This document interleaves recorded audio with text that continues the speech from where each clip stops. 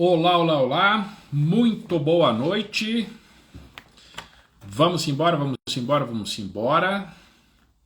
Está começando a live de número, se eu não estou errado nas contas, 13. Acho que é isso. Hoje, um tema bacana novamente. Vamos falar de tecnologia, inovação. Um camarada que acompanha a gente há anos. Ó o Laurão aí, ó. Vem pra cá, Lauro Kirsten. Tipo o Silvio Santos hoje. Sempre é um desafio chamar esses caras aqui, mas nós vamos conseguir. Daí, pessoal, boa noite. Mas oi, é só chamar que eu vou! Vem pra cá, Lauro. Daí, Magrão, bom dia, boa noite. Boa noite. Você tá acordado, homem? Eu tô, a pilha tá funcionando ainda. Desse jeito. Ô, Nailson, pessoal, hoje, que hora você acordou? Conte um pouco. Acordei às 2 da manhã, tentei ir para São Paulo. O que você ia fazer? O que você ia fazer? Acordei às 2, tomei um café, um banho, peguei a estrada 3 horas da manhã, São Paulo, reunião às 8, tudo certinho, 5 horas de viagem. Daí, de repente, um acidente na estrada muda tudo o negócio. Fiquei parado 1h20. Daí, quando começou a querer andar de novo, eu vi que ia travar, já peguei o primeiro retorno e voltei. Como o Lauro está em São Paulo, estou bem representado, né? O que eu vou fazer lá? Obrigado. Maravilha. Deu certo, graças a Deus. Então tá bom. Mas tem esses imprevistos, né? Que acontecem. Acontece. Fala, Carlos, como é que você tá? Tudo bem? Seja bem-vindo. Ó, o Carlão tá detonando lá. Sandrinha tá por aí. Ar, ar, Arbues Representações. Muito boa noite. Sejam bem-vindos. Vamos chamar o Alexandre Pires aqui. O Alexandre Pires, o nome, talvez vocês estão esperando outra pessoa, mas é o nosso professor da Universidade Positivo, não é o Alexandre Pires, que era cantor. E Todo mundo confunde, né? a gente vai falar aqui, né? Vamos dando continuidade. Ó, o Alexandre Bobato. Muito boa noite, Alexandre. Chegue conosco. Fala, Médio Alexandre. Deus aí, convida a turma toda. Ó, o Funda Solos aí, muito boa noite. Vamos lá, vamos em frente. Chama o pessoal Ó, o aí. Carlão tá detonando lá em casa. Ó, então, Obrigado, Sandra. vamos para cima. Deixa eu pegar o Alexandre aqui já. Bom, vamos lá. Só para a gente, sem mais delongas, hoje é a live de número 13, Lauro? 14? 13, né? Perdemos. Mas o que a gente está fazendo aqui? Quem está chegando agora, quem ainda não acompanhou, nós estamos fazendo uma maratona, né? Serão 52 lives, uma por semana. Nós estamos abrindo a caixa preta da construção civil, a caixa preta do nosso negócio, todas as questões que envolvem gestão, processos, planejamento, controle, engenharia, financeiro, jurídico. Vamos falar sobre o mercado da construção civil, oportunidades. Já falamos aqui sobre investimento, já falamos sobre estrutura pré-moldada, já falamos sobre. Ixi, Lauro, tanta coisa aí que eu acordei às 2 e Parte me ajudou. de investimentos, né? Já falamos sobre onde investir os recursos, gestão do negócio. O Danilo na parte do comercial, veio o Pedro com a parte da gestão, da Eagle lá, né? Então, hoje, né, não é diferente, um convidado muito especial, o doutor, PhD, mestre, professor Alexandre Pires. Vamos lá. Vem pra cá, vem pra cá. Essa aí vai ficar. Vem pra cá, Magro, vem pra cá. Oi. eu tirei meu fone. Como tá meu som? Tá bom? Melhorou? Eu tô te ouvindo bem. Aham. Oi. Doutor Alexandre Pires, como estamos, meu garotinho? Muito beleza. Estão ouvindo bem aí? Muito bem-vindo. Deixa eu ver qual é o melhor ângulo aqui. Não deu para contratar o Brad Pitt, mas aí dá para dar pro gasto. Esse cabelo grisalho aí é charme. Qualquer ângulo fica bom. É para dar o reflexo da luz aqui, do teto, olha lá, não dá. Dependendo do ângulo que você põe, você não vê só o corte da testa assim, entendeu? Tá bom. Maravilha. Alexandre, olá, beleza. Primeiro, pessoal, muito obrigado aí pelo seu tempo de poder, né, estar aqui conosco nesses minutos que nós estaremos conversando aqui sobre um tema que todo mundo gosta muito, que é inovação no canteiro de obras. Exato. E você é um especialista quando se trata de inovação, né? Quando a gente fala em inovação desde a época da faculdade, em 2000, quando nós tivemos nossas primeiras aulas lá, você já desbravava esse universo de inovação para a construção civil. E isso a gente vê ao longo dos anos, que é uma tendência, é uma caminhada. Mas eu já vou começar com uma provocação aqui. Eu vim para São Paulo, homem de Deus, e vim na feira, na FEICOM, achando que eu ia encontrar mais um monte de modernidade, uns robôs falando comigo, e não foi bem isso que eu encontrei. Mas primeiro se apresenta, Alexandre, para nós. Fala aí quem você é, conta aí um pouco da... Tem um minuto, venda do Jabá. Um minutinho. Teu Jabá. Bom, pessoal, primeiro, agradeço aí o convite de vocês, eu fico bastante honrado aí com o convite. Lembrando que eu sou padrinho de vocês, né? Porque eu fui paraninfo da turma de vocês. Paraninfo. Fui paraninfo Paraninfo. da turma de vocês, né? Então, é um prazer tremendo, né? Então, eu logo na faculdade, na época, a gente já imaginava, assim, a gente já via assim o caminho de alguns estudantes e tal, e a gente fica muito feliz assim com a evolução e onde vocês estão chegando e como vocês estão replicando. Lógico, o negócio, quem trabalha, o resultado chega, mas a forma que vocês estão replicando o conhecimento e estão construindo todo um ecossistema de conhecimento, isso é uma coisa sensacional. Está muito alinhado com os novos modelos de negócio, de como o próprio mundo está se articulando aí para poder construir uma sociedade mais próspera e enfim, né, mais saudável, sustentável e tudo mais. Bom, eu sou engenheiro agrimensor, fiz aí mestrado e doutoramento, enfim, em várias áreas, né? Então a minha atuação sempre foi... Eu trabalho com tecnologia desde a década de 80, né? Eu comprei meu primeiro computador em 82 e nunca mais parei de usar o computador como uma ferramenta, né? Então hoje a gente nem sabe mais o que é um computador, né? Quando a gente fala para um jovem, o computador, né? Notebook, ele já não sabe mais, né? Então, ou seja, nem internet, né? Essas coisas acabaram se tornando assim a extensão do corpo dos indivíduos, né? E quando a gente vai falar de engenharia, eu estive de um ano e meio atrás, eu fui fazer uma viagem para a Europa, onde eu tenho negócios lá na área de energia, e fui conhecer uma região na Sicília chamada Agrigento, né? Que foi uma região assim do antigo Império Grego, né? E aí foi muito interessante, porque aí você pode ver assim como que se construía 2.000 anos, 2.500 anos atrás, né? E aí você fala, puxa vida, né? A impressão que dá é que não houve evolução. Você fala, não, parece que a construção não evoluiu muito. Na verdade, mas quando você vem para o mundo, né, para o mundo atual, real, e você fala, nossa, né? Como nós evoluímos em termos de materiais, de sustentabilidade, de processo construtivo, etc., é uma coisa sensacional. Então, a minha área, na verdade, é observar. Então, eu sou um observador, sempre fui um observador do mundo, né?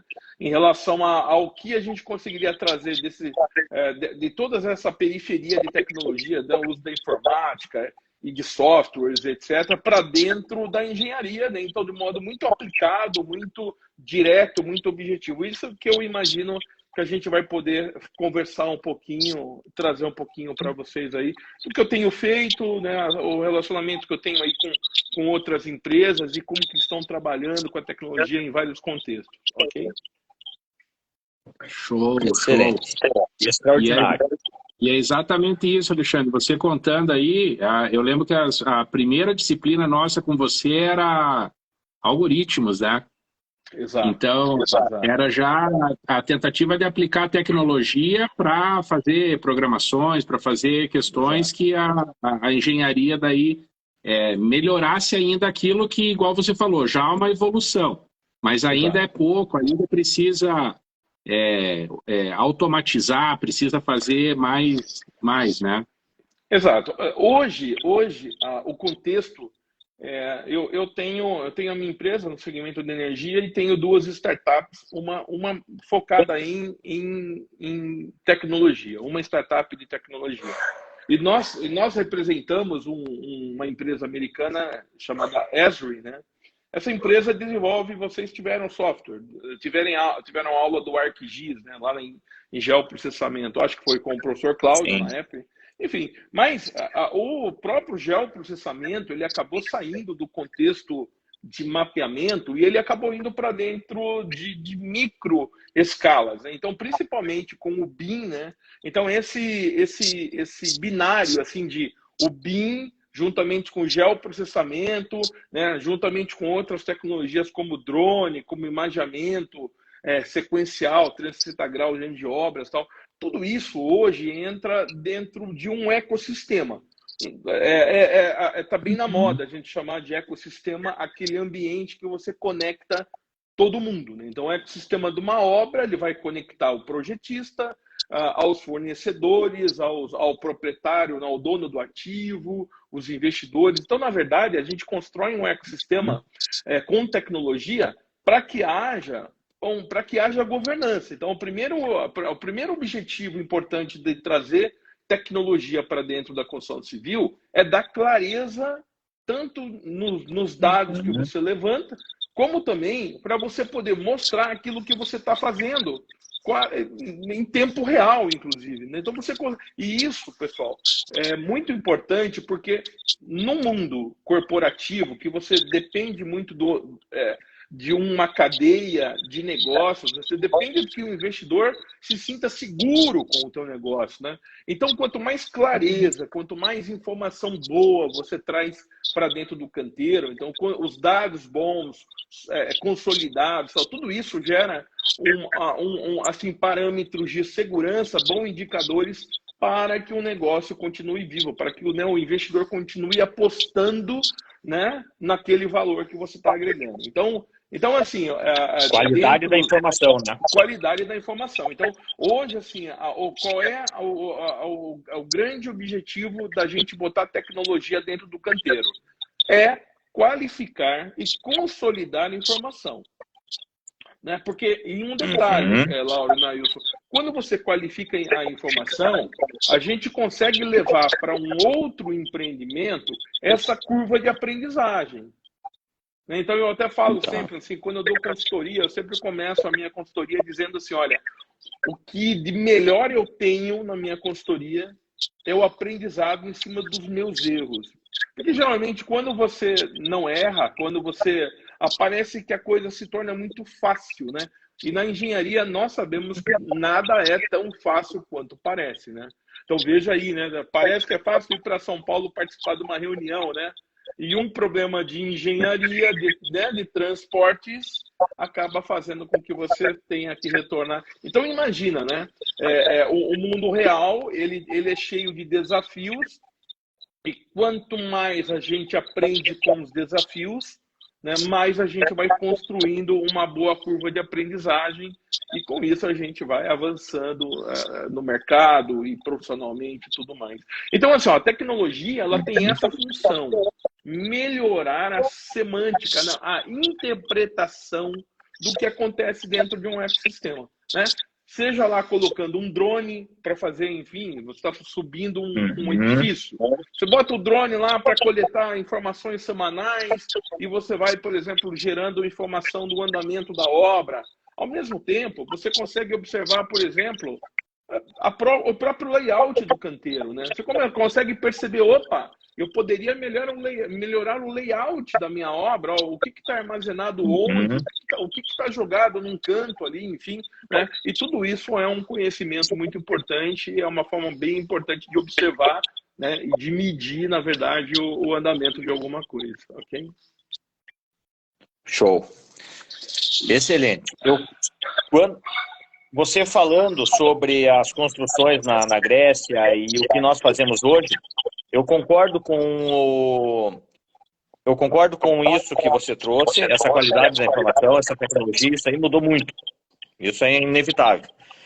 Agora, a gente utiliza muito aqui, a gente utiliza a câmera 360, EMPs que nós utilizamos, o próprio drone também, a gente tem feito algumas imagens aéreas aí que ficam, isso traz uma qualidade, que é o que você disse, essa qualidade da informação muito boa, e traz uma segurança, né? Coisa que não tinha como você estar tirando uma foto de determinado ângulo. Isso aí é bacana. Sim. E a velocidade, né, Pires? A velocidade que a gente transmite isso ao nosso cliente. Exato. Então, eu acho que isso aqui traz uma segurança. O próprio, assim, o ciclo BIM, né? Então, eu trabalho com BIM há 24 anos, né? A norma é recente, a norma tem 2015, 2016. Então, o Brasil está muito novo. Então, tem pouquíssimas empresas no Brasil trabalhando com uma quinta dimensão, uma sexta dimensão BIM. Nos meus projetos, como eu trabalho há muito tempo, eu uso BIM dentro de projeto, principalmente de infraestrutura, de usina, de PCH, por exemplo, desde 2010, 2012. Então, hoje, a gente já está entregando produtos com dimensão 7, dimensão 8. Né? Então, a gente já está dentro da sustentabilidade, do facility management, enfim, né? Da gestão, né? Da gestão das instalações do BIM. Mas o próprio ciclo do BIM, ele é uma forma muito importante para você conectar essas coisas. Né? Então, se você, por exemplo, começa um projeto dentro já do próprio, então você começa o projeto BIM, ou seja, o teu ativo, né, o teu empreendimento, ele já é BIM, no nascimento dele, já tem um DNA BIM, você tem condições de dois elementos primordiais aqui, só de seguir o ciclo você já consegue atingir. Primeiro, você consegue controlar a questão de atrasos, né? Então, você consegue, de uma maneira muito eficiente, entender quais são os gargalos que nós temos num cronograma de execução de uma obra. Se a gente lembrar lá de pesquisa operacional, que vocês também foram meus alunos de PO, né? A gente, na época, a gente falava muito do PERT CPM, daquele caminho crítico e etc, etc. Hoje, tudo isso, na verdade, você tem como trabalhar numa outra escala do caminho crítico, porque o caminho crítico que a gente olha entre a anotação, né, entre o levantamento do dado de um dia e os apontamentos do dia seguinte, você já tem como replanejar todo, né, o que você vai fazer no outro dia se você ganhou tempo, né? E o que você vai ter que fazer a mais no próximo dia se você teve algum problema, né? Então, assim, a questão do tempo é uma variável muito importante que o BIM faz com que você tenha um controle muito importante em termos de produtividade, etc, etc. E a outra componente muito importante do BIM é, a partir do momento que você qualifica, que você desenvolve o seu projeto, que você tem como gerar um quantitativo e um qualitativo de insumo a ser aplicado, muito alinhado com o teu ERP, e o controle, na verdade, né, do insumo, faz com que você consiga a ter uma redução, você vai eliminar o desperdício do canteiro. E lógico, se você ganha tempo e você elimina desperdício, você está ganhando dinheiro, ou seja, você está tornando uma obra muito mais... você vai performar muito mais em termos financeiros da execução do teu ativo e você vai agregar um valor, na verdade. Então, não perder tempo e, por exemplo, reduzir desperdício, que gera um ativo com valor agregado, né?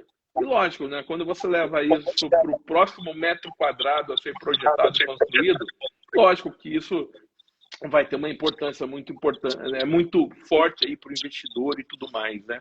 Ou seja, então a tecnologia hoje ela está muito voltada à aplicação de tecnologias de captura da realidade dentro de um ciclo BIM que possa, inclusive, esse é um outro ponto importante, transpor a entrega, vamos chamar de entrega das chaves, né? Você pode transpor a entrega das chaves e entregar lá para quem vai operar o ativo uma plataforma que vai, inclusive, proporcionar uma economia na operação e manutenção do ativo. Então, se a gente pensar em uma construção inteligente, né, que você vai ter que melhorar a eficiência do consumo de energia, você vai ter que melhorar a questão do conforto térmico, o conforto acústico, o reuso de água, etc. Se você conseguir entregar o BIM, né, para o gerente de operação, né, você também vai também ter um plus aí, um ganho em cima do teu ativo, porque você vai aumentar a longevidade do ativo com essas componentes aí. Okay? E Alexandre, isso que você falou de economia de tempo, né, economia de energia, num projeto desse BIM, ainda nós estamos gatinhando ainda nessa questão. Nós não recebemos tantos projetos desenvolvidos nessa plataforma. Nós já recebemos projetos, a gente já tentou modelar eles para facilitar a questão lá no canteiro, mas uma coisa é a gente pegar um projeto já desenvolvido e tentar modelar ele, outra coisa é ele já ser desenvolvido na plataforma. Exato. Essa semana chegou para nós um projeto arquitetônico de Pelotas e o arquiteto já fez ele todo no BIM. E daí foi curioso, porque a gente ligou para ele e falou, viu, a gente precisa dos projetos em AutoCAD para orçar a tua obra. E ele pegou e falou assim, eu não forneço AutoCAD, eu só forneço o PDF. Mas a gente precisa para tirar todas as quantidades, tirar as medidas, tirar as áreas e tal.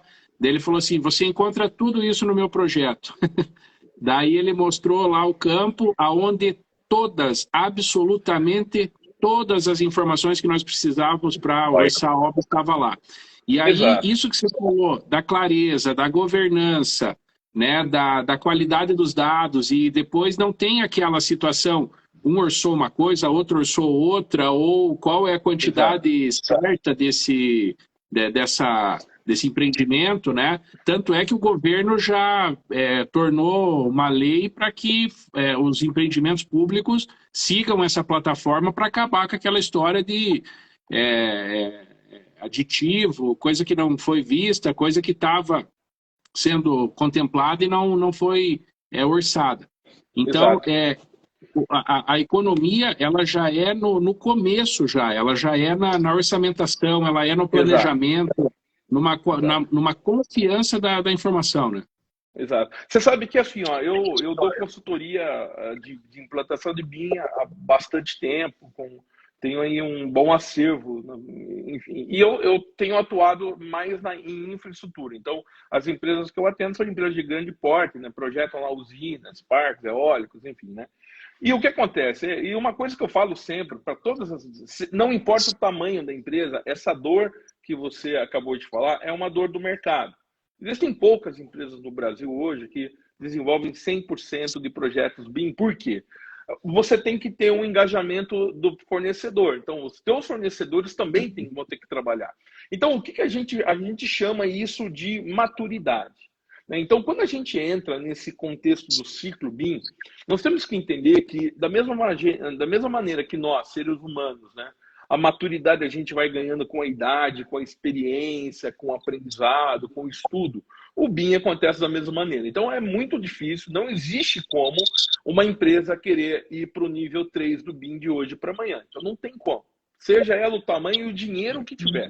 Né? Por quê? Porque ela vai ter que criar um ecossistema que possa ganhar essa maturidade ao longo do tempo. Então, por exemplo, na engenharia, a gente começa fazendo projeto 2D no CAD. Eu ainda entrego o projeto, eu faço tudo em BIM, em GIS, vou até além em engenhos digitais e tecnologias até mais até mais complexas que eu tenho trabalhado. Metaverso, por exemplo, tenho trabalhado um projeto na Amazônia, então em coisas mais complexas e tal. Mas o que acontece? Geralmente o cliente fala assim, puxa, eu preciso de uma planta em CAD, porque eu tenho que entregar no órgão público um desenho, né?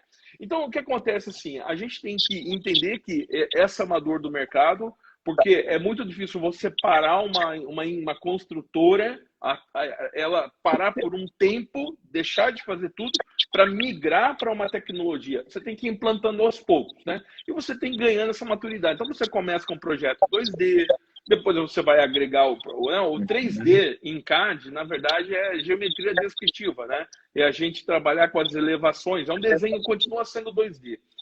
Ah, mas eu vou trabalhar em 3D. Continua sendo um projeto 2D fazendo elevação, né? O BIM o conceito do BIM ele tá relacionado a objetos que têm uma certa vida. Então, assim, eles são parametrizados. Então, quando você cria lá uma porta, né, um template, né, uma família de objetos BIM que representam portas. Veja, o que é uma porta, né? É um objeto, né? É um elemento de madeira, feito de madeira, que pode ter uma altura, pode ter uma espessura, né? Uma largura, né? Ela pode, a madeira que você vai aplicar naquela porta pode ser cerejeira, pode ser, enfim, tauara, enfim, tem um monte de madeira que você pode usar. Isso vai afetar a densidade da porta, do material. Então, todos esses parâmetros de uma porta, você pode criar uma tabela, um banco de dados lá dentro do BIM, indicando parâmetros que podem estar relacionados ao fornecedor. O fornecedor A tem tal catálogo de portas. O fornecedor B, outro catálogo. Se você fizer uma mudança, né? Se você tiver esse banco de dados e apenas mudar a chavinha ali, olha, é o fornecedor A ou B, você tem esse catálogo já preparado lá no BIM para você você tem incluir uma porta no projeto. Você tem um estoque virtual no teu projeto, né? É só pegar e puxar o produto pequeno. Exato. E aí o legal do BIM é, por exemplo, quando você conecta uma porta na parede, que é um desenho também, o próprio sistema sabe que você precisa ter o quê? De caixilho, você tem que ter, né, fechadura. Então, esses elementos que são esses acessórios, eles também estão interligados ao banco de dados. Então, assim, a grande vantagem de você trabalhar com um ciclo BIM dentro de um projeto é porque quando você conecta uma porta, você sabe quanto custa, inclusive os acessórios, né? Então, quando o arquiteto falou, olha, está tudo ali, então você pode tirar um relatório de quantitativo que já está pronto ali, é porque esse banco de dados ele faz parte do contexto. Não significa que a gente... agora é lógico, a gente perde mais tempo na engenharia convencional, planilhando, né, usando Excel, usando Project, enfim. Então, o BIM te dá essa facilidade. Agora, tem um ponto que o BIM ele é matador em relação ao mundo real. Que é assim, no mundo real, a gente ainda tem que compatibilizar projeto. E isso a gente sabe que é uma dor bastante complicada.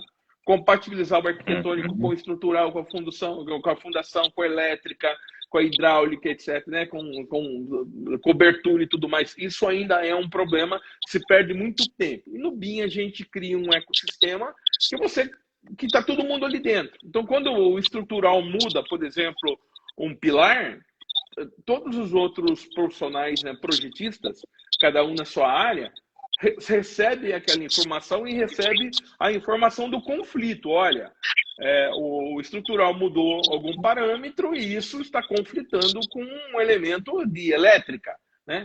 E então o cara da elétrica vai poder ir lá na planta e fazer uma alteração. E isso é realmente uma forma bastante interessante. E mais um ponto, aí vem todas essas tecnologias que vocês já utilizam dentro do canteiro, né? O drone para capturar o dado geral do canteiro, né? O uso, por exemplo, lá de uma ferramenta de imaginamento tridimensional, né? O Matterport, enfim, tem várias ferramentas, né? Enfim, até hoje, né? O iPhone, você pode usar um iPhone 12 com o LiDAR, né? Então, eu tenho usado isso bastante. Ontem, por exemplo, eu estava fazendo um cadastro de uma torre de telecom, né? E, um iPhone com LiDAR, você consegue levantar bastante coisa em 3D e tudo mais, incorporar isso ao teu banco de dados, né? É o Então, projeto. veja que... Exato. E aí, qual que é a grande vantagem? O gestor. Se a gente lembrar daquela pirâmide de gestão, que você tem estratégia, tática e operação, né? O gestor é o cara que precisa entender esses parâmetros, porque ele está olhando para o próximo empreendimento. E o tático precisa entender o movimento. O tático é o cara que vai construir o cronograma físico-financeiro da próxima obra, ou da obra que está em andamento.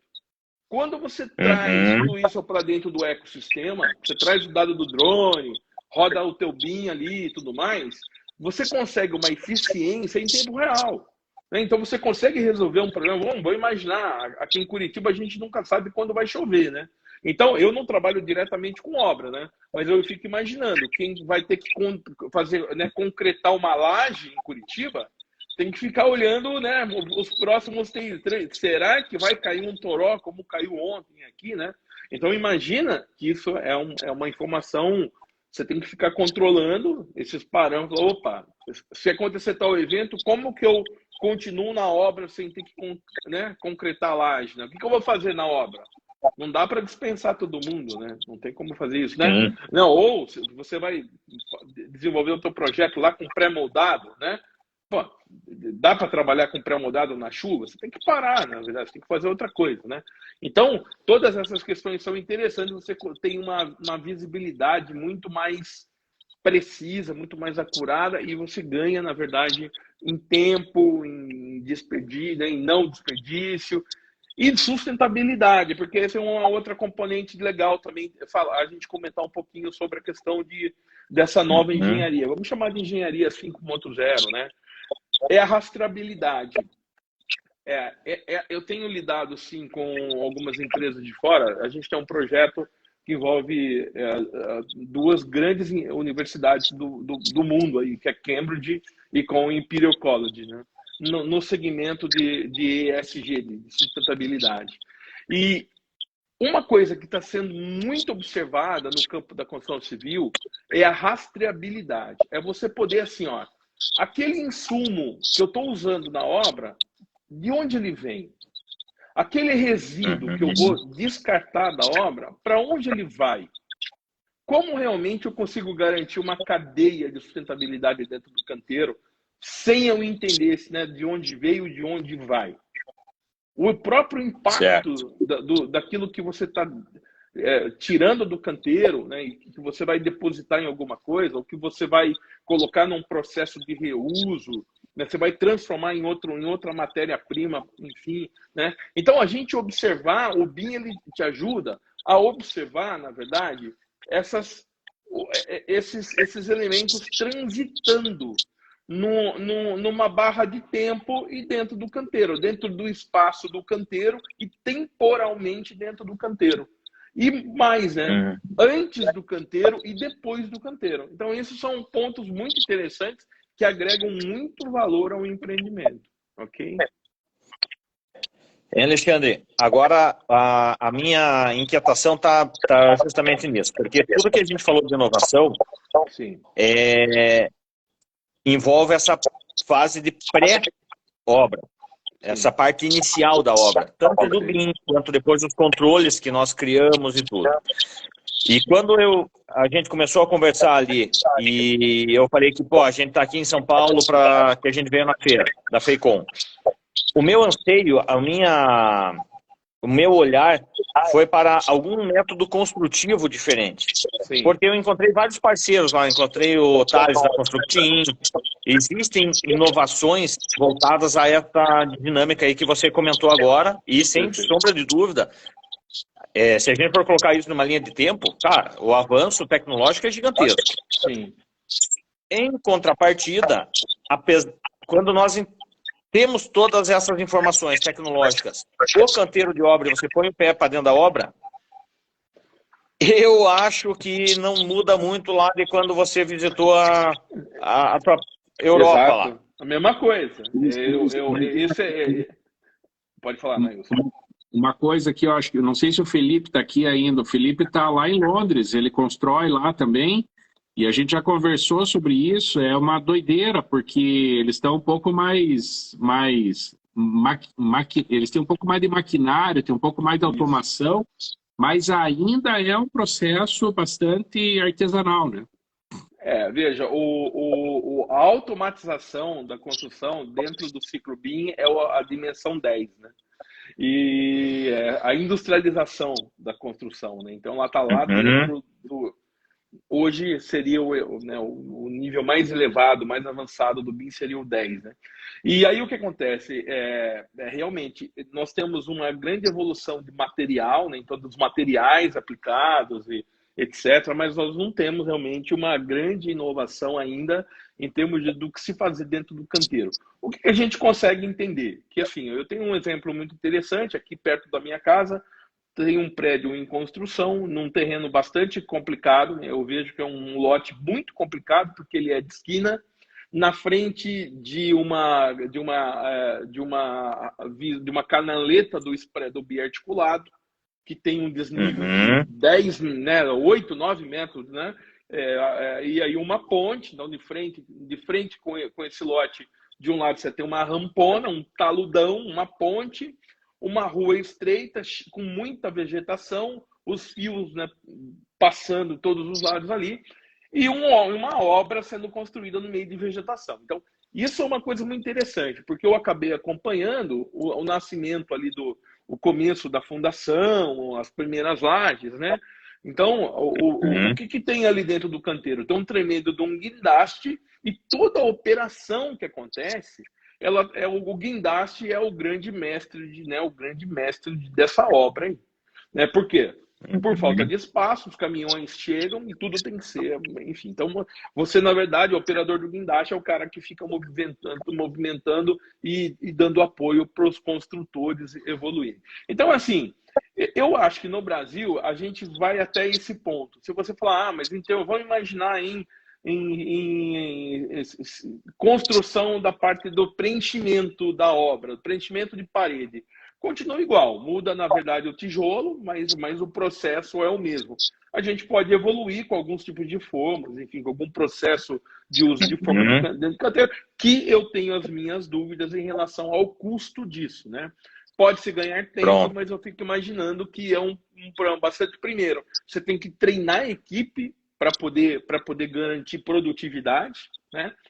Eu imagino que o treino de equipe requer um controle muito forte em relação você vai desperdiçar muito material, né, e muita obra até treinar todo mundo, para lá na frente você entender se aquilo foi viável ou não, né? Ou seja, eu acho que durante um tempão ainda, enquanto a gente não conseguir um engajamento entre uma obra industrializada, ou seja, o que acontece dentro de um parque eólico, dando um exemplo, lógico, é um outro mercado diferente do mercado de vocês, mas o exemplo é interessante. Um parque eólico hoje se monta uma indústria dentro de um canteiro, e ali dentro você tem uma usina de concreto, você tem uma usina, enfim, você tem uma indústria que vai fazer a montagem dos sistemas, ou seja, se monta uma indústria dentro do canteiro para poder se construir o parque, e depois você desmobiliza e vai embora. Então, eu acho que, no caso da construção civil, essa seria um caminho, um salto importante. Você ter, de certo modo, uma pequena indústria que você leva para dentro do canteiro de obra, você fabrica componentes do teu projeto e você monta a obra. Eu imagino que muita coisa vocês já devem fazer. Parte da hidráulica, enfim, né? Então, se a gente imaginar, né, um edifício residencial normal, hoje, você pode levar o drywall, você pode montar, né? Você pode levar a parte hidráulica prontinha para você instalar na parede, etc., né?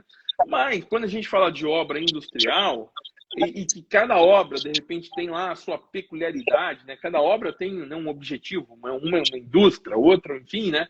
Eu imagino que investir, talvez, em padronização de componentes daria uma certa automatização no processo construtivo. No que a gente fala de preenchimento, eu acho que durante muito tempo a gente vai ficar refém do processo do tijolo, né? Enfim, desses elementos. A não ser que você vá trabalhar com placas cimentícias, com coisas que você pode montar a obra, né? Ou seja, um steel frame, não, um wood frame, etc. E você monta todo o restante. Que coisas que estão no mercado também, né? E há muito tempo esses elementos estão aí. Agora, com relação vamos imaginar assim, a robotização do processo, eu acho que ainda eu estive fazendo alguns trabalhos na Europa nos últimos 3 anos e eu pude perceber que a dor é a mesma, né? Se usa lá fora o que se usa aqui Mesmo dentro. lá, Mesma coisa, não muda muito, que é o que talvez há 2000 anos atrás, né, tivessem fazendo de uma maneira muito similar, né, com menos tecnologia, claro, mas de uma maneira muito similar, né? E eu achei que eu ia ver umas impressoras 3D, montando uma casa lá durante o período da feira, montando os troços. Cara, não vi nada. Eu vi plotter, eu vi empresa vendendo telha cerâmica. Painel solar? Aí existem algumas inovações, entendeu? Mas é algo de se questionar e, pô, como que a gente pode melhorar esse processo? Eu fiz uma reforma, a gente fez uma reforma na empresa da minha esposa, e como a gente está acostumado com o drywall, aquilo é normal para nós. Sim, sim. Só que as pessoas que trabalham com ela, que não são envolvidas na construção civil, de manhã era um layout. Quando eles chegaram à noite, que estava completamente diferente, com as salas todas montadas, eles acharam aquilo o máximo. Só que depois você vai fritar, você vai amassar, depois você vai pintar. E é o processo existem processos ainda que deixam moroso, entendeu? O drywall é top e pô, defendo isso 100%. Agora, como que faz um revestimento que você estique ele e já fosse pronto, entendeu? Isso que você falou, Lauro, eu queria ver um dia o tempo que a Kodak perdeu para foto digital, entendeu? A gente imprimia foto lá no passado, e daí veio na verdade, a gente tinha um filme para tirar foto e tal, e daí depois vieram as máquinas digitais. Eu acho que na construção civil a gente tinha que ter realmente essa troca da pintura, por exemplo. Se conseguisse tirar a pintura, já seria uma boa. E o que seria tirar a pintura? Um produto que fosse aplicado diretamente no drywall, como se ele fosse um papel de parede, como se ele fosse um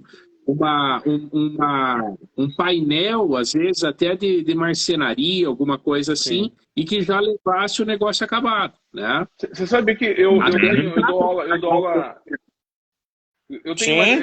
dou aula na PUC num curso em arquitetura sustentável, numa disciplina que envolve justamente estudo de viabilidade e performance de edificações sustentáveis, né? E eu dei aula 2 semanas atrás e uma das estudantes, que é uma arquiteta, apresentou um produto muito interessante. Então, é um produto à base, na verdade, então é uma aplicação de um revestimento que ele tem a camada, na verdade, acaba atingindo ali 4 milímetros de espessura e que ele tem várias funções, né? Enfim, funções térmicas, funções do acabamento, etc. Então, assim, é um produto de aplicação direta, né? Então, você aplica direto no drywall, direto no piso, etc. Isso é interessante. Tem um acabamento muito interessante. Só tem um problema. Primeiro, que ainda ele está numa fase muito de avaliação. Então, por exemplo,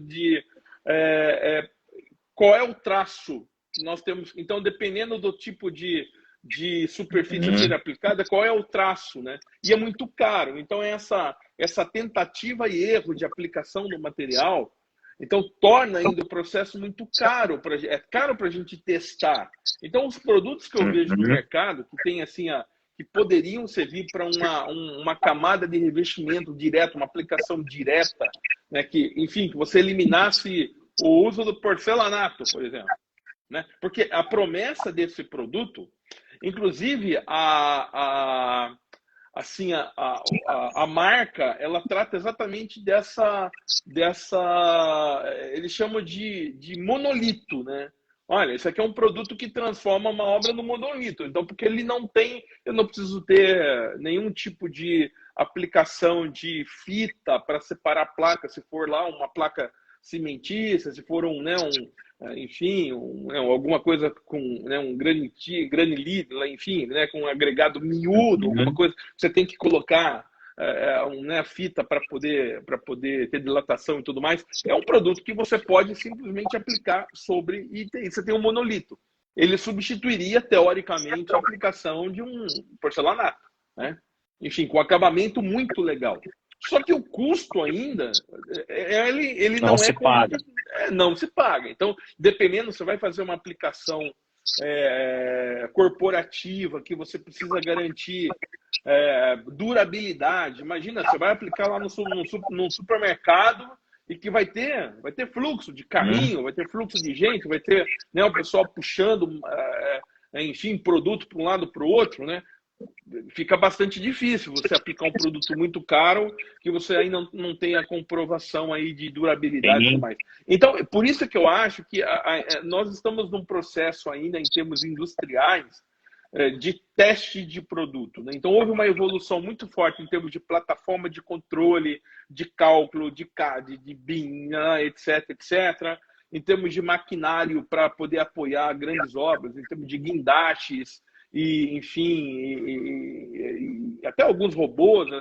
Então, a forma que você, enfim, por exemplo, né, você vai trabalhar com pele de vidro, né? A forma que você vai trabalhar com grandes placas de vidro e tudo mais em obras, houve uma evolução muito forte. Mas, em termos de materiais, eu acho que o mercado de construção ainda tem um certo medo da aplicação em função daquilo que você conhece da engenharia. Então você vai lá, por exemplo, você vai lá onde eu fui, né? Então lá em Agrigento, né? E você fala, pô, esse negócio aqui tem 2.500 anos e está em pé. Lógico, né? Tem lá as intempéries acabaram provocando um desgaste e tal, mas está em pé o negócio. Teve terremoto, teve vulcão, né? O Etna está de 40 quilômetros. Oh, caramba, né? Agora, hoje é difícil a gente testar na engenharia com o custo, né? Com o custo das coisas, né? Eu não tenho dúvida que vocês e todos os outros que estão aí, de repente, acabam se apoiando no convencional, porque o convencional a gente conhece. Entendeu? Então, e o mercado reflete mais ou menos isso também, né? Ninguém fica trazendo muita coisa. Não, eu vou trazer um produto e vou testar durante 3 anos. Aí você quebra, né? Então, logo na largada, né? Ontem na feira, uma moça, eu passando, daí eu vi uma máquina grande e falei, pô, essa máquina aqui eu vou jogar toda a minha caliça aqui dentro, ela vai moer isso e vai me dar uma argamassa pronta. Para nossas obras seria top. Sim. Fazer meu contrapiso. Daí ela falou, não, isso aqui é uma ensacadeira. Eu falei, pô, eu não uso. Nas minhas obras eu não uso. Né? Mas tem a sua função lá, com certeza. Eu vejo assim... Mas só assim, ó. Só que daí ela falou, eu tenho um impermeabilizante aqui. Eu falei, cara, mas é tanto impermeabilizante, é tanta coisa. Eu falei, qual que vai ser o diferencial de um impermeabilizante do que eu já uso? Então... Isso que você falou, complementando, é uma verdade. Putz, nem eu, naquele momento, estava disposto a querer ouvir a diferença do impermeabilizante. Eu acho que a gente até tem opção de produtos, tem inovado em produtos, eu acho. Mas a gente continua tendo a aplicação de produto limitada a geometrias, a espaço, a bases. Sonho seria ter toda a estrutura da obra feita, seja ela em concreto ainda, em pré-moldado ou em metálica, aí cada um escolhe, e a divisão interna e todas as instalações ser um negócio completamente encaixado, automatizado e plug and play, vamos falar. E exato. Agora vamos até assim, né? Levar o tema é tecnologias, tal, que a gente traz para dentro, mas a gente não pode esquecer também do paralelo com o lado econômico, financeiro do negócio, né? Então, o que o cliente, né? O que o nosso cliente quem está pagando a obra, o que ele quer, né? Então, qual é o objetivo desse investimento? Então a gente precisa olhar muito para essa componente, né? Para a gente poder. Então, por exemplo, se a gente imagina que o dono do empreendimento, vocês estão fazendo um empreendimento corporativo e que num futuro esse empreendimento vai ter que atender esse novo mundo aí da conectividade, 5G e IoT, né, internet das coisas e tudo mais, né? Vocês vão ter que levar para lá uma gama, né, um tipo construtivo que vai ter que facilitar, por exemplo, desmontar uma parede para poder mudar o ambiente. Veja o caso da pandemia, é um exemplo disso. Apartamento se transformando. Eu estou aqui no meu apartamento, eu tive que montar um escritório para poder trabalhar por causa da pandemia, né? E eu não tinha infra, então eu tenho aqui cabo passando quase que estou no mezanino, quase que tive que passar um cabo para ter internet rápida, enfim, por causa que a laje não te permite o Wi-Fi funcionar decentemente. E é lógico. Então agora, imagina num ambiente corporativo, se você tiver que fazer adaptações nos próximos 10 anos, em função das novas tecnologias, qual é o sistema construtivo adequado para facilitar essa adaptação? Então, se o objetivo daquele empreendimento for atender esse tipo de essa capacidade de adaptação dos espaços ao que vem pela frente, o investimento em tecnologias construtivas, então, steel frame, placas disso, daquilo, revestimento, etc., etc., justifica o ganho de velocidade e de retrofit que você vai poder proporcionar, na verdade, você vai proporcionar nos próximos tempos. Sabe que na época que eu dava a aula lá no Positivo, né, na UP, eu lembro de um trabalho muito interessante de uma aluna da turma da manhã, né? Então estamos na turma da manhã, e o trabalho ele estava relacionado assim, olha, depois que entrega um apartamento, quanto tempo demora para o proprietário cansar da cor da sala? Imagina que lá em 2002, imagina assim, depois você entrega o dono, não, você entrega um apartamento, não, né? Quanto tempo vai demorar para o proprietário, o cara que comprou o apartamento, que vai morar no apartamento, demora para ele cansar da cor da sala e querer chamar o pintor para pintar tudo, né? Então assim, é legal assim quem fez esse trabalho na época foi a Aline Moritz, né, da Sanremo, né? E naquela e era legal porque você fala, puxa vida, né? Veja, há 20 anos atrás nós já tínhamos essa preocupação com a capacidade de adaptação daquilo que nós estamos entregando no mercado. Se a gente pensar se a gente pensar no processo construtivo convencional, a gente elimina a capacidade de adaptação. Quer dizer, dá para adaptar. Então, eu posso, por exemplo, aqui colocar uma cortina elétrica aqui no meu mezanino. Só que eu vou ter que quebrar 6 metros de parede na vertical para puxar a rede aqui para cima. Então, assim, esse quebra-quebra é um problema bastante complicado, né?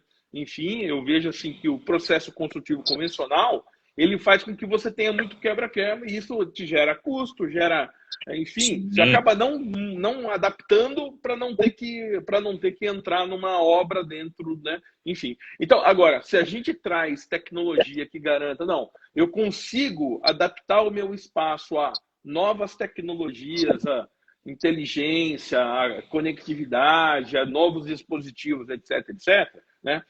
Isso é um ganho excepcional. Pode custar um pouquinho não, vai custar, né? Não vou falar um pouquinho. Tecnologia custa, mas o ganho que você tem com a longevidade do ativo, ela supera, na verdade, essa questão.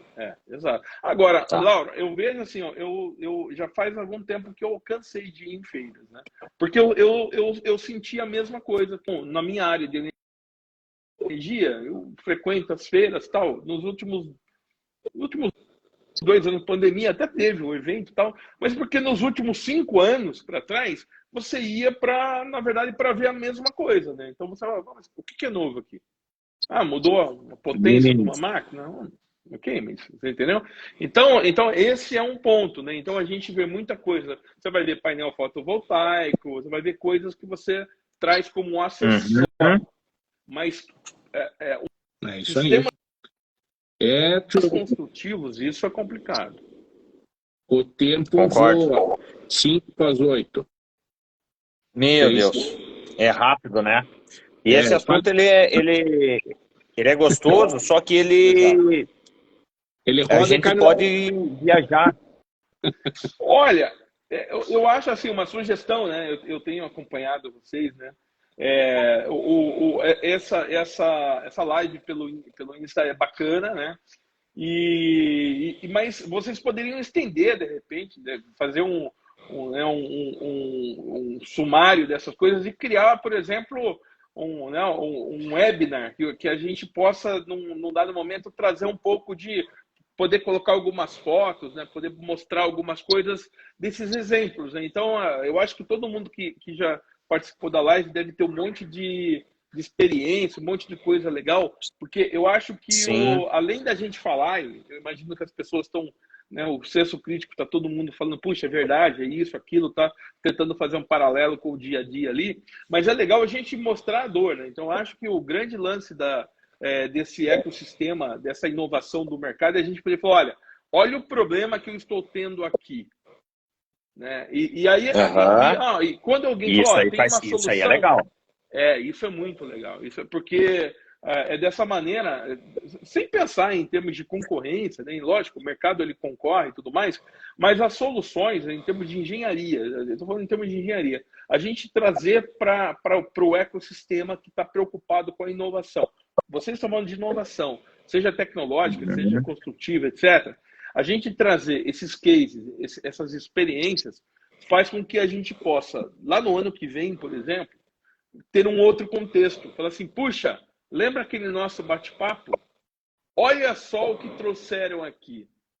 Alguém pode falar, olha aqui, ó, eu trouxe aqui uma solução e olha, lembra que a gente não imaginava que não tinha isso? E olha aqui o que tem agora, né? Alexandre, isso aí você vai inovar a live. Já está inovando, trazendo uma tecnologia, inovando para fazer uma live diferente. Um web, né? Porque aí você consegue trazer a experiência aí de todo mundo, né? Enfim, para dentro do negócio. Todo mundo ganha, né? O mercado ganha. Isso eu acho que é bem bacana. Eu acho que essa troca de informação, né? Quanto mais informação a gente puder contribuir e receber isso aí, eu acho que é o que você falou ali. Todo mundo ganha, a gente contribui com... Contribuir, todo mundo cresce, não tem? Todo mundo cresce. Meu amigo Alexandre... Não tem como hoje, se a gente não trabalhar em equipe, o meu sócio fala assim, cara, você já viu algum time de futebol ganhar? Você tem como colocar 11 goleiros num time de futebol? Não, né? Vai dar problema, né? Dá para botar 11 centroavantes? Não, né? Não dá, né? Então, dá para colocar 11 técnicos? Né? Não dá. Eu não vou citar nomes aqui, mas tem time de futebol de Curitiba que parece que está jogando com 11 zagueiros, né?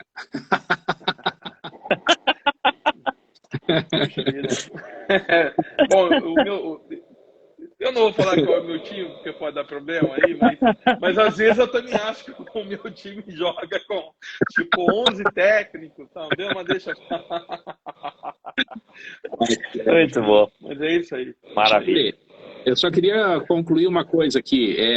Apesar de toda essa tradicionalidade, esse negócio todo, a gente não pode, né, desanimar, não pode achar que não tem solução. E o Lauro, a gente começou valendo mesmo, acho que em 2008, né, Lauro? Daí na incorporação mesmo, né? A gente já tinha tido uma história antes e tal, depois da incorporação a gente veio em 2008. Daí o Lauro já tinha passado pela Petrobras, tinha passado pela Gafisa, tinha passado por grandes empresas, e ele chegou e falou, cara, nós temos que meter um RP aqui, não adianta, né? Isso já era para nós a implantação de uma tecnologia. Aí, incansável, né, com aquele negócio assim, pô, melhora um assunto, é um projeto, é uma planilha que não é simplesmente uma planilha do Excel, é uma planilha programada, com aqueles conceitos que você deu lá atrás do algoritmo, lá com alguns loopings dentro dela e tal, a gente tem isso aí do nosso negócio. Então, o Laurão veio com essa pegada. Aí a gente pega e de repente fala, pô, o nosso ERP, ele está no servidor, já foi o tempo de servidor, agora é nuvem, gente. E, pô, bem na hora, que foi em 2019 que a gente chega e fala, não dá mais para ser no servidor, vamos para a nuvem, muda o ERP, dói fazer mudança, dói implantar nova tecnologia, mas vamos lá, vamos fazer. Daí depois muda o processo de fazer cronograma, não usa mais simplesmente um project, já usa um prevision, já usa uma outra forma de apresentação, uma outra e tal. Então, isso que o Lauro falou, de ambiente de gestão, de ambiente de controle, de ambiente de, igual você comentou ali, de governança, de transparência. O nosso cliente hoje, ele entra na obra dele agora, né, 8 horas da noite, dia 31/3, ele vê a foto de como que a sala, o canteiro, o negócio está. Se está sujo, se está limpo, está arrumado, se está adiantado, atrasado. Isso para nós é compliance, é transparência, né? Sim. É governança. Aí a preocupação aí com o ESG, né? Governança, a sociedade, né? Enfim. Então a gente está nessa pegada. Só que a gente quer sempre mais. Lógico, não. E uma coisa importante assim, a tecnologia, ela não para. Então, a gente está falando de BIM, né? Então, e aí o começo da história, assim, ó, talvez o Brasil esteja ainda um pouco atrasado em relação ao uso da tecnologia e tudo mais, né? Cara, cada empresa é uma empresa, tem as suas dores, tem o seu ritmo e tudo mais. Mas se a gente for olhar para o mercado hoje, por exemplo, eu estou trabalhando com uma outra tecnologia, né? Então, em algumas empresas, a gente já está trabalhando com outro cenário tecnológico chamado de Digital Twins, ou gêmeo digital. O que é o gêmeo digital? Na verdade, ele é uma fusão do BIM com outras tecnologias, inclusive conectividade, que é, por exemplo, você fazer assim, ó, eu vou treinar a minha equipe para fazer manutenção do ar-condicionado, só que o meu prédio está lá em Salvador e a minha equipe está lá em Florianópolis. E aí eu vou treinar o pessoal lá em Florianópolis, usando realidade virtual, no ambiente virtual, mas o ambiente de como é a tua obra lá. Então imagina assim, aí você pode operar, na verdade, um edifício, sei lá, uma infraestrutura, qualquer coisa, remotamente, e como se você estivesse dentro daquele edifício. Então imagina assim, o quanto a gente está evoluindo em termos computacionais, em termos de conectividade, etc., e a gente não consegue nem ainda pular do CAD para o BIM. Isso. Entendeu? Então, assim, o que nós vamos fazer? A gente tem que olhar, mirar para essa inovação. A gente tem que tentar, de tudo isso que está acontecendo, tirar alguns pontos que a gente consegue trazer para dentro do nosso mundo real. Então, era servidor, agora é nuvem.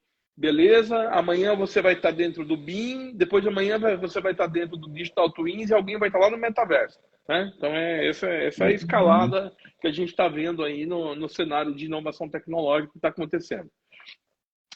Só que tem um ponto que vale a pena a gente ressaltar, que é o seguinte: quando a gente fala de governança, quando a gente fala de ESG e de novas tecnologias, elas estão muito associadas a essa gama de inovação que o planeta, né, que o mundo todo está sofrendo. A gente não pode, nem sempre a gente consegue, é difícil a gente sair do CAD às vezes, porque a gente conhece muito bem quanto custa trabalhar com o CAD, quanto custa, enfim, a mão de obra, quanto custa isso, né? E para a gente ir para alguma coisa nova, a gente vai para o desconhecido, mas a gente precisa mirar no que está acontecendo no mundo. Então, a gente eu imagino assim, que o mercado, do jeito que ele está coexistindo hoje, ele num período muito menor de tempo, ele vai sofrer uma tremenda revolução. Um exemplo disso está aí com a guerra da Ucrânia, né? Então, até um mês, 36 dias atrás, a Europa comprava gás. Então, o grande consumo principalmente para aquecimento, né? Então, principalmente a parte de calefação na Europa, por causa do frio, se faz por causa, né? Então, é em função do gás, né? Mas e aí, a partir do momento que vem um tremendo problema desse, né? Enfim, guerra e etc., e falei, e agora? O que a gente faz com o recurso da onde vem a energia agora, né? Então, assim, houve uma aceleração, e eu tenho acompanhado nos últimos 15, 20 dias, na verdade, já houve uma tremenda aceleração em relação à eliminação do combustível fóssil dentro da cadeia industrial. Isso é um problema. Se a gente lembrar que o plástico, né, feito de petróleo, né, então, e a gente consome isso na construção civil, né? Então tem muita coisa ainda que está atrelada a um mundo associado, que teoricamente né? que ainda não é, né, que não é tão sustentável, enfim, que ele está relacionado à química, enfim, do petróleo, etc, etc. Mas que em função de várias componentes mundiais, inclusive a guerra, pandemia, guerra e etc, etc, e a própria questão das alterações climáticas e tudo mais, a gente vai ter que acelerar alguns processos. Então, a gente vai ter que olhar para veículos elétricos, para novos materiais que são produzidos a partir de recursos renováveis. Então, tudo isso vai fazer com que a construção civil, que o mercado da construção civil tenha a necessidade imediata de pensar novas formas de se fazer as coisas.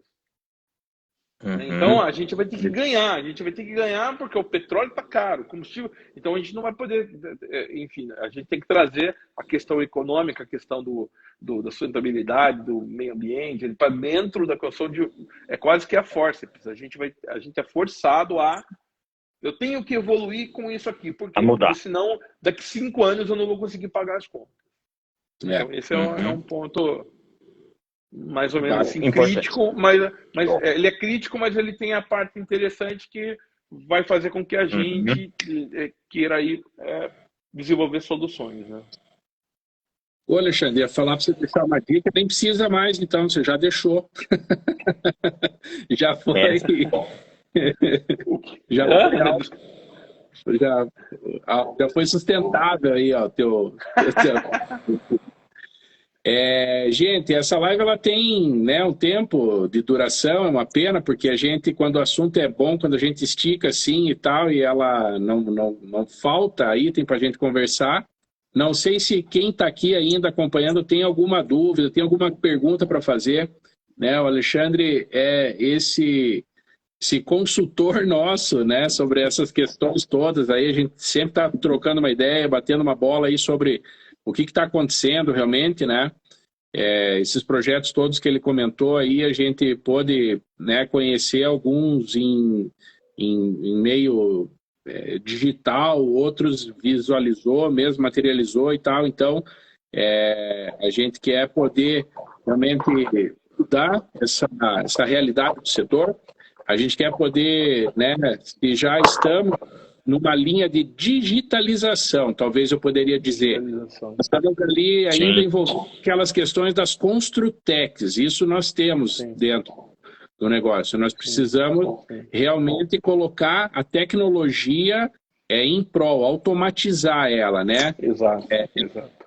Trocar materiais, mas não pelos mesmos, igual o Lauro falou, não pelo mesmo impermeabilizante que você vai ter que continuar aplicando ele à mão, esperando secar, aquele negócio todo. Não. Então já venho com um negócio pronto, eu coloco ali, aquilo ali já está impermeabilizado. De repente eu venho com uma peça, é um banheiro pronto, não sei.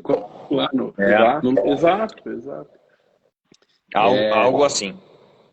Então, assim, acho que aqui a gente, né, não sei como que está de dúvida aí, ninguém tem nada para comentar, para perguntar. Eu acho que, né, Alexandre, a gente só tem a agradecer, vai ter que fazer um segundo round aí. Tem muitas pessoas. Essa sugestão que você deu da gente fazer um webinar, um workshop, alguma coisa assim que nós possamos compartilhar uma tela, levar uma apresentação, então acho que a gente pode realmente dar uma estimulada nisso, né? Isso. E vai ser bem, bem bacana mesmo, e com dores reais, né?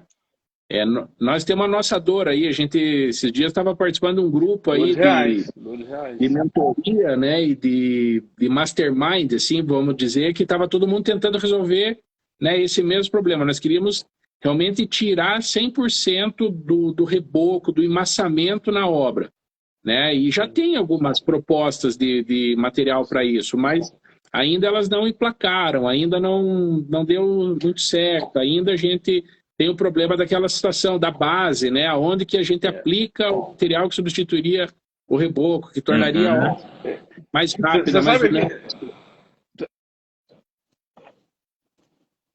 Cortou o áudio. Oi, não, a minha bateria deu uma fraquejada aqui. Não estendendo muito, né, a conversa, mas existe uma curva, isso vocês podem pesquisar, é muito interessante, uma curva chamada curva de Rogers da inovação. O que a curva de Rogers faz? Ela mostra ali, olha, como que o mercado adota, né? Então, em que momento que ele adota uma solução, né? Quem são os primeiros a adotarem quais são os últimos, né? Então, isso acaba se encaixando na construção civil também, né? Então, essa questão de quando surge um material, alguém usa, né? Os entusiastas vão, deixa eu ver isso aqui, né? Aí você tem, enfim, você tem todo uma classes de usuários para uma tecnologia, e isso na construção nós sabemos que isso pode demorar uma década inteira. Se a gente analisar o que o BIM ele surgiu há 40 anos atrás, agora que está sendo adotado, como que tem norma técnica e tudo mais, né? Então, o BIM é um exemplo, mas materiais e processos e etc, né? Então, é bem essa a questão. Quem testa pode beber água limpa, pode ser o pioneiro, ou também, né, pode construir uma curva de aprendizagem em cima de alguns fracassos, mas com o tempo pode desenvolver inovação, né? Então aí é o perfil do empreendedor, do construtor, né? Qual é o nível de desafio que você se compromete, né? Então eu tenho um perfil eu sou bem empreendedor, vocês me conhecem, eu sou pesquisador, eu gosto muito, sou um entusiasta da tecnologia. Então, assim, eu não tenho medo de correr risco, né? Mas isso significa que nem sempre eu tenho vitórias, né? Tem uma sequência de fracasso, nem tudo dá certo, né? Então, quantos por cento dá certo? Depende muito. Então a engenharia, como ela é muito caro, o segmento de construção civil é muito caro, tudo muito caro, a gente tenta trabalhar com o menor risco possível. Por isso que a inovação na engenharia demora muito tempo para acontecer. Porque a gente fica tentando trabalhar com o menor risco, né? Tem um caso real aqui, ó. O Josias, ele trabalha com mão de obra, ele lidera equipes, ele tem equipes, ele sempre está precisando, desenvolve equipes e tudo. Ele está falando aqui, ó. A mão de obra está cada vez mais difícil. Como será a construção nos próximos anos? Eu acho que é essa escassez, né, da mão de obra qualificada, da mão de obra comprometida, da mão de obra que teve adesão, né, à visão do negócio, do empreendimento e tudo, é essa escassez dela que vai fazer com que a gente ache soluções de fazer com mão de obra, com outras possibilidades, né, porque essa é a solução. A gente tá, os que estão aí, né, os que estão aí vão ter que ser bem aproveitados, porque senão a gente também sobrecarrega, né? E aí, Josias, eu penso ainda mais. Quando a gente vai para alguns conceitos aí de aplicação da tecnologia, que nós estamos falando aqui, que é o tema principal, ela tem que ser fácil. É como se falasse assim, uma criança, uma pessoa que não tem habilidade, eu que não manuseio, eu aplicaria um piso, por exemplo, né? Simplesmente por por seguir uma instrução, uma orientação que está no padrão da aplicação, da caixa lá, nas regras. Então, acho que isso é intuitivo, né? Precisa, né? Tipo, a parede, esses dias tinha lá, era tipo um Lego, assim, montando ela e encaixando, eram uns blocos de plástico, assim, e uma pessoa, uma mulher estava montando a parede lá, né? E ela não era a pessoa desenvolvida no setor, não era uma entusiasta. Foi lá no material de construção, comprou os bloquinhos e estava montando a parede dela, encaixando tudo, dando a geometria, fazendo os espaços que ela queria. Então, quando a gente chegar nesse ponto, vai ser legal. Exato. Show. É isso aí. Maravilha, pessoal. Está sendo também. Alexandre, muito obrigado. Eu que agradeço o convite. Foi uma honra mesmo, né? Você lembrou de um negócio que eu não lembrava mais, foi Paraninfo nosso, tem aí, tá na fita cassete, né, Alexandre? Pô, Tá na fita cassete. É verdade. Hoje em dia as formaturas já são outra mídia, a nossa é no cassete. Exato. Lá. Exato, é isso mesmo. Verdade. Muito legal. Acho que nem Muito legal, pessoal. Mas bacana. Alexandre. Muito bom. Eu agradeço aí o convite de vocês, tá? Quem quiser tirar alguma dúvida, no o meu LinkedIn, né? É @AAOPires. Então é o @AAOPires, enfim. Estou à total disposição aí. Enfim. Meu segmento é esse. Maravilha. Então eu tenho atuado com engenharia, trazendo tecnologia para engenharia e é isso aí. Quem quiser saber mais, estou à total disposição. Maravilha. Falou, moçada. Alexandre, muito obrigado mesmo, cara. Obrigado por esse tempo aí, pela troca de conhecimento aí. Foi muito gratificante e agregou muito na nossa história e no nosso conhecimento, né? Essa troca de informação aí é muito válida. Obrigado mesmo.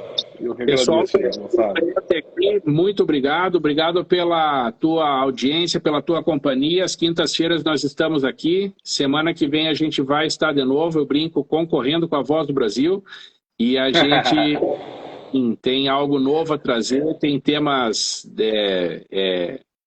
atuais, temas relevantes, temas que a gente precisa dormir com a preocupação de resolvê-los, né? Então, aí quando a gente tem um problema, a gente realmente atinge sucesso, a gente muda níveis, muda patamares.